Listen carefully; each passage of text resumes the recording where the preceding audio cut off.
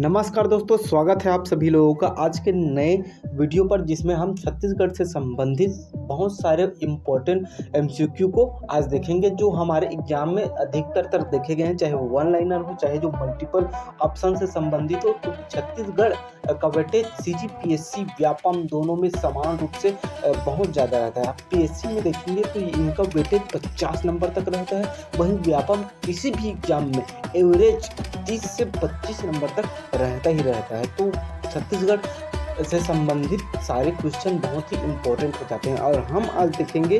और अब हम आज से सीजीपीएससी के एग्जाम तक डेली कम से कम 20 क्वेश्चन डेली हम देखेंगे, जिनमें से देखना अधिकतर क्वेश्चन एग्जाम में आएंगे। हमारा पहला क्वेश्चन है, छत्तीसगढ़ में वर्तमान में कितने कृषि उपज मंडियां एवं उप मंडियां कार्यरत हैं? तो आपके ऑप्शन है 66 मंडियां, और ये मंडियां है ना 66 या 120 उप मंडियां, 64 मंडियां, 129 उप मंडियां, 69 मंडियां, 109 उप मंडियां और 69 उप मंडियां और 121 उप मंडियां।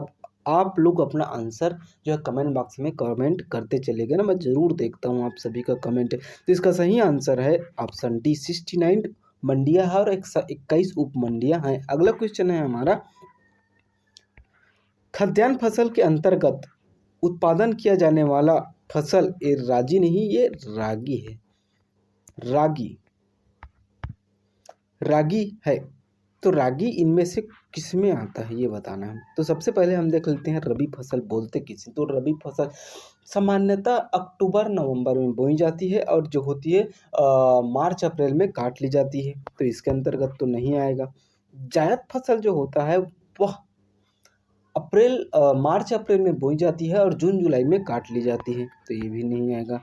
लेकिन खरीफ फसल जो होती है वह जो जुलाई अगस्त में बोई जाती है और अक्टूबर नवंबर में काट ली जाती है, तो रागी जो होती है वो जायद फसल के अंतर्गत आएगा। तीसरा क्वेश्चन हमारा, नया रायपुर का नामकरण अटल नगर कब पड़ा? तो ये जो ऑप्शन ए है जुलाई 2018, ऑप्शन बी 5 जून 2018, ऑप्शन सी है आपका जून 2021 और ऑप्शन डी है आपका 5 जून 2019। तो इसका सही आंसर है 5 जून 2019। अगला क्वेश्चन है हमारा, सीमांत भूमि के संबंध में निम्न कथनों पर विचार कीजिए। जिसमें पहला ऑप्शन दिया है आपका कि छत्तीसगढ़ का मैदान चारों ओर से भूमि से घिरा हुआ है। ऑप्शन बी है आपका 2 है आपका उच्च भूमि गोंडवाना और दक्कन ट्रेप शैल समूह से निर्मित है। ऑप्शन सी है आपका तीसरा है आपका कि इसका विस्तार 36,400 वर्ग किलोमीटर है। चौथा ऑप्शन है आपका यह भूमि उच्च भूमि आदि से घिरा हुआ है। आपका ऑप्शन दिए हुए हैं, मल्टीपल ऑप्शन है, जिसे देखकर आपको बनाना है। तो देखें तो ये सभी आंसर आपके सही हैं, यानी कि ऑप्शन डी इसका सही आंसर है। अगला क्वेश्चन आपका, कोरबा जिला के संबंध में निम्न कथनों पर विचार कीजिए। कोरबा शहर को ऊर्जा की नगरी कहा जाता है, या फिर दूसरा दिया गया है 1998 में इसका गठन हुआ था। तीसरा, कोरबा जिला छत्तीसगढ़ के सर्वाधिक जिलों को स्पर्श करने वाला जिला है। अगला है आपका चौथा, कोरबा सारंगढ़ रायगढ़ जिले के साथ अपनी सीमा साझा करती है, यानी कि कोरबा रायगढ़ और सारंगढ़ के साथ सीमा साझा करती है। ऑप्शन देखो, दिए हुए ऑप्शन के अनुसार आपको टिक लगाना है। तो इसमें जो होती है एकमात्र ऑप्शन गलत है, वो ये है, क्योंकि रायगढ़ और सारंगढ़ दोनों एक थे, तब रायगढ़ जो होते कोरबा को अपना सीमा साझा करता था। लेकिन वर्तमान में सारंगढ़ बिलाईगढ़ और जो होती है रायगढ़ के अलग अलग होने से यह सारंगढ़ बिलाईगढ़ जो होती है वह कोरबा को सीमा साझा नहीं करती है। किसको सीमा साझा? सारंगढ़ कोरबा का सीमा साझा नहीं करती, लेकिन रायगढ़ का सीमा साझा करती है। इसलिए ऑप्शन डी आपका सही है। 5 का ऑप्शन बी सही है आपका। एक सही है, 2 सही है, 3 सही है और 5 सही है, ओनली 4 गलत है।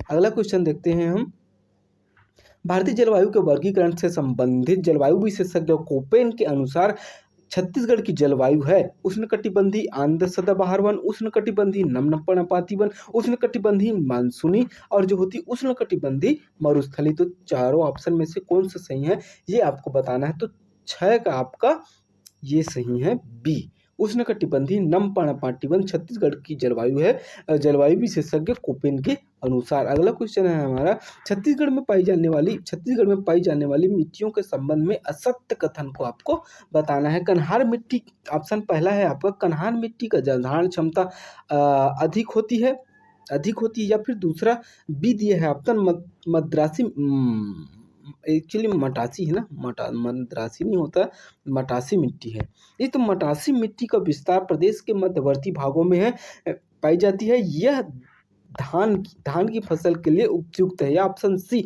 पालकछार मिट्टी में जलधारण क्षमता निम्न होती है, एक उपजाऊ मिट्टी है। ऑप्शन डी है दोरसा मिट्टी में, दोरसा ना, ये दोरसा मिट्टी है। दोरसा मिट्टी में चना एवं अलसी का उत्पादन सर्वाधिक रूप से होता है।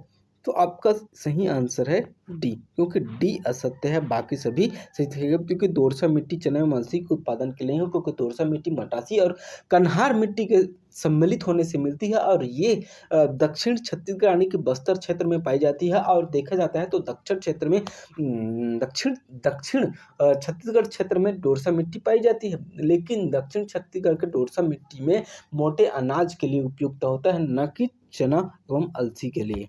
अगला क्वेश्चन है हमारा, बिजौरा पहाड़ किस पठार का हिस्सा है? तो बिजौरा पठार जो होती है वो पेंडालोर्मी का पठार का ही हिस्सा है।